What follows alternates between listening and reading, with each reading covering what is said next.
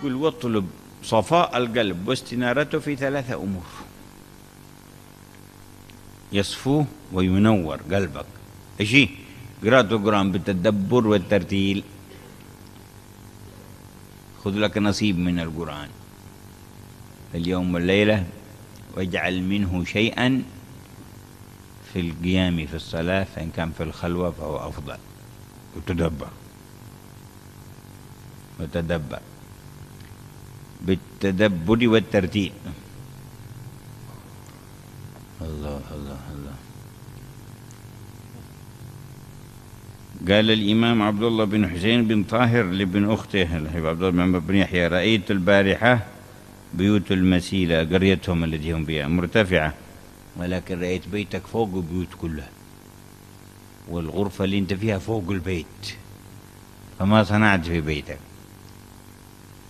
فقال: ما صنعت فيه لأن ما علمتمونا من النيات في البناء والمقاصد نويناها وقصدناها ورتبناها وتحرينا في المال من الحلال ونوينا فيه من علمتمونا من إكرام الضيف وإقراوي والأهل والأرحام وعقد المجالس إلى غير ذلك. ثم إني في كل غرفة من غرف البيت قرأت ختمة من قيام في الصلاة، من قيام. وفي كل درجة من درج البيت قرأت ختمة من قيام في الصلاة، في الدرج وفي الغرف. أما غرفتي التي أنا فيها ختمات كثيرة. قال: لهذا رأيت بيتك فوق البيوت وغرفتك فوق، ارتفعت بالقرآن. فهكذا عملوا الآن. بعض الناس يبني بيت ما ختمت فيه ختمة سنة كاملة، بعض غرفه ما قري فيها قرآن أبدا، لا حول ولا قوة إلا بالله. ما هكذا بيوت المؤمنين. يقول النبي: البيت الذي يقرأ فيه القرآن يتراءى لأهل السماء كما تتراءى النجوم لأهل الأرض. قال: قراءة القرآن بالتدبر والترتيل، هذا أول ما تطلب به صفاء القلب واستنارته. والثاني الذكر لله مع الأدب والحضور. الذكر لله مع الأدب والحضور هو الضبط على أذكار الخلاصة مع الأدب والحضور. أسبوع واحد والنور يشرق في قلبك. كان مع أدب وحضور، مع أدب وحضور. الذكر لله مع الأدب والحضور. والثالث القيام من الليل بقلب منكسر وجوارح خاشعة. ففي هذه الثلاثة تحصل صفاء القلب واستنارته. واستعن على هذه الثلاثة بثلاثة تيسر لك القيام بها. إيش؟ تخفيف المعدة من الطعام، فتترك الشبع وكثرة الأكل، ومجانبته الغفلة من الأنام، فإن سماع الكلام السيء ومجالسته القلوب الغافلة تثقلك، تصعب عليك التدبر، تصعب عليك الحضور في الذكر، تصعب عليك القيام من الليل. ولذا رأيت في بدنك تثاقلا عن العبادة، تكاسلا عن الطاعة، فاعلم أنك خضت فيما لا يعنيك. جلست تحد من أهل الغفلة وتكلمت فيما لا يعنيك، تتثاقل عن العبادة، تتكاسل. لهذا قال: استعين عليها بتخفيف المعدة من الطعام ومجانبتها الغفلة من الأنام.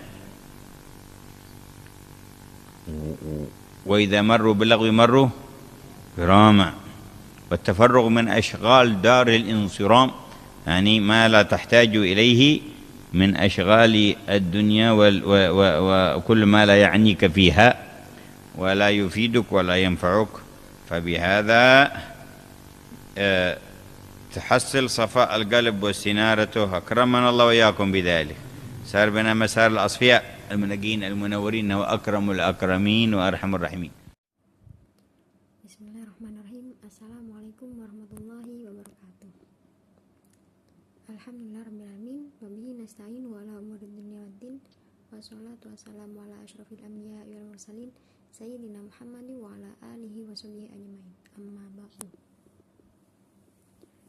Thayyib, mubasyaratan, pada kali ini saya akan menjelaskan tentang ceramah yang disampaikan oleh Habib Umar Al-Hafidh.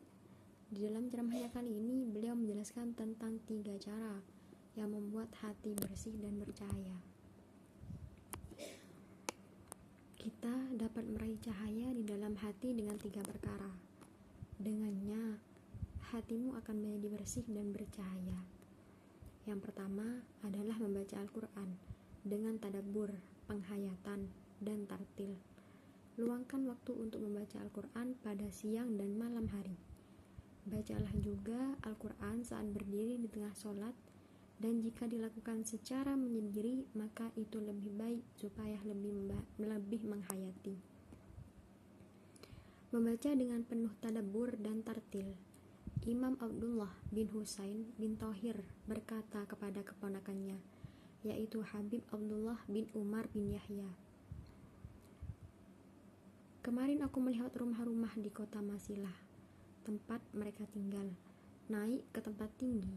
Namun aku melihat rumahmu berada di atas semua rumah itu, dan kamarmu bahkan naik lebih tinggi di atas rumahmu. Apa yang sudah kamu lakukan di rumahmu?"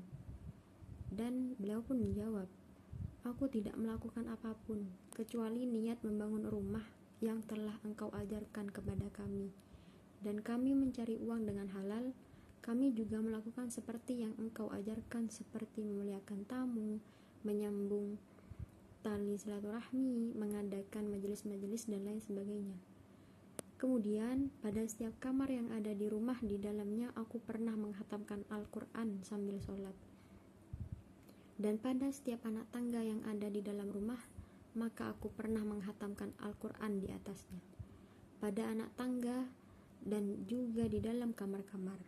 Sedangkan kamar tempat aku tinggal, maka aku sudah banyak menghatamkan Al-Quran di dalamnya. Itulah mengapa aku melihat rumahmu berada di atas semua rumah dan kamarmu berada di atasnya lagi." Menaik tinggi karena Al-Quran.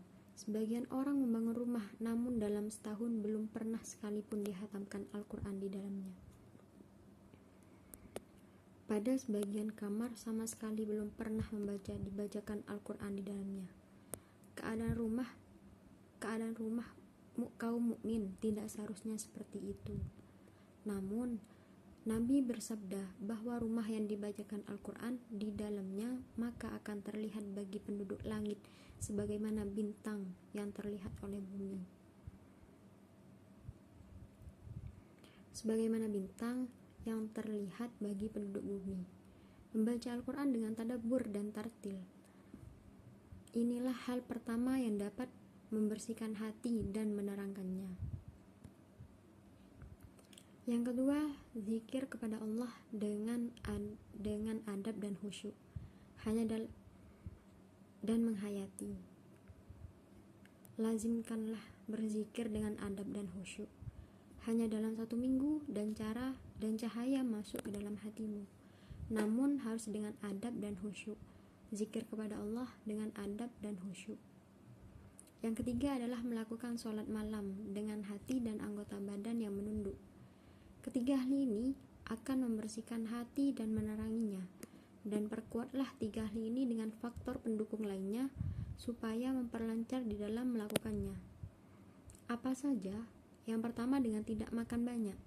Tinggalkanlah makan banyak dan terlalu kenyang, dan menjauhi orang-orang yang lalai, karena duduk dengan orang-orang yang tidak baik dan lalai, hatinya akan memberatkanmu untuk bertadabbur, memberatkanmu untuk khusyuk ketika berzikir dan melakukan sholat malam.